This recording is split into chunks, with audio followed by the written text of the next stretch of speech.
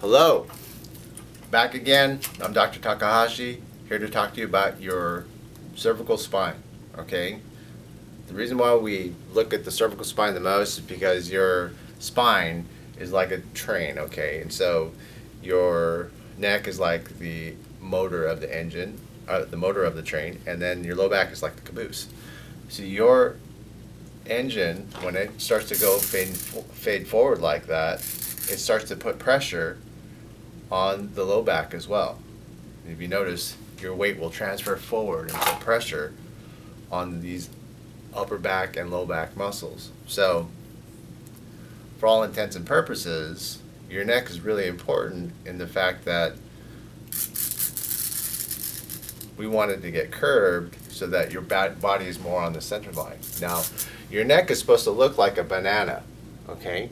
And so it's supposed to have this 34-degree arc. See, one's supposed to point up to the horizontal like that. And so your neck will have problems when your body starts to fade like that.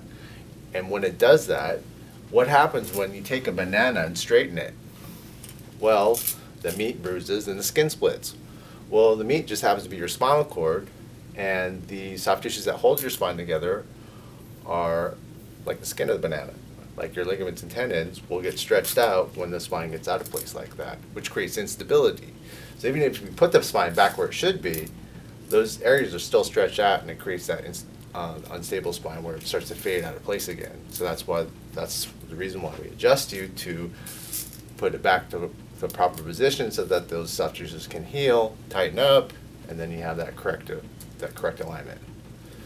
So just remember that your nervous system, the most important part of your body, of your nervous system, is your brainstem. So when your spine gets out of place like that, it compresses that nervous system and it blocks that life source from your brain to your body.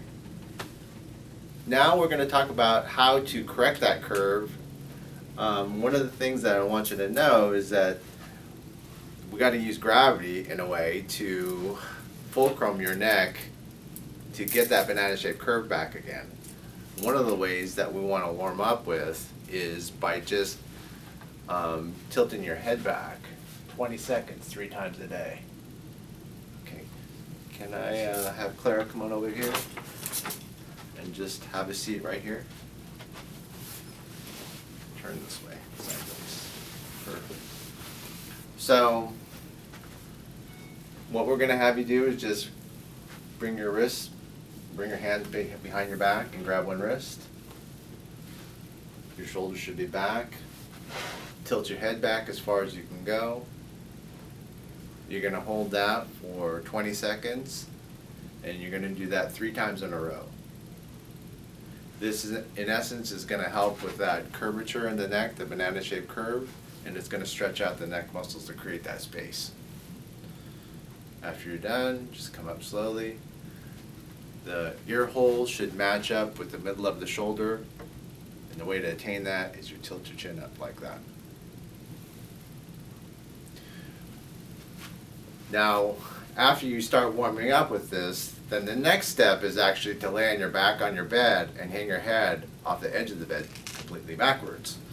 So we're going to have Clara turn around and lay off the edge of the bed this direction. Where we're going to have her hang her head off the edge of the bed to create that arc. Okay, go ahead. Scoot down a little bit so that, yep, perfect. And then you're going to want to inch your way off the edge like that. At the beginning, you want to do this for 1 minute.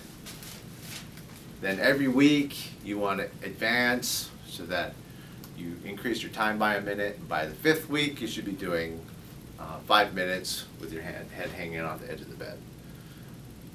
That's perfect. When you come off the bed, just scoot your way back this way, roll yourself on your side, push yourself up. Okay? Now, once you get to this point, we want to start to use a fulcrum for your neck. Now, there's a couple different ways you can do it. One is by using one of our tractioning units here, and it's very simple, where you're going to be holding the handles, wrapping this around the back of your neck in the middle part, where you'll feel of the big bump back here, and it should go right above that area. And it should look somewhat like this. Go ahead and hold the handles. Grab this on the back. Hang on. Not yet. Relax your arms down. So first and foremost, you want to have your hands in front like this, holding the handles. Position it in the middle of your neck. You want to have it as if you're pulling this towards your Adam's apple. You want to create that arc.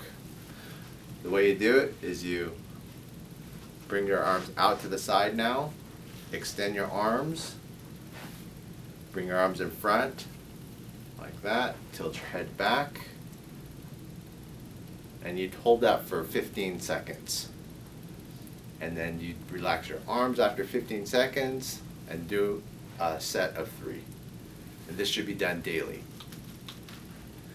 The next example that we want to give for tractioning to attain that banana in your neck, okay, let's take this, is we're going to have you lay on what's called the dinner roll. The dinner roll is going to fit on the back of your neck like this, where it's going to fulcrum your neck in the same spot as what we had tractioning units. So go ahead and lay on your back. Just like that. Right there. Perfect. Just relax. Don't forget to breathe. You stop breathing, you're going to end up in a box. I'm breathing. Okay. So the time frame is the same as what we have hanging your head off the edge of the bed. It's going to be 1 minute and advanced each week a minute until basically by the 5th week you should be at 5 minutes. All right. And then in order to get off this unit, you can roll on your side, push yourself up. Easy peasy, lemon squeezy.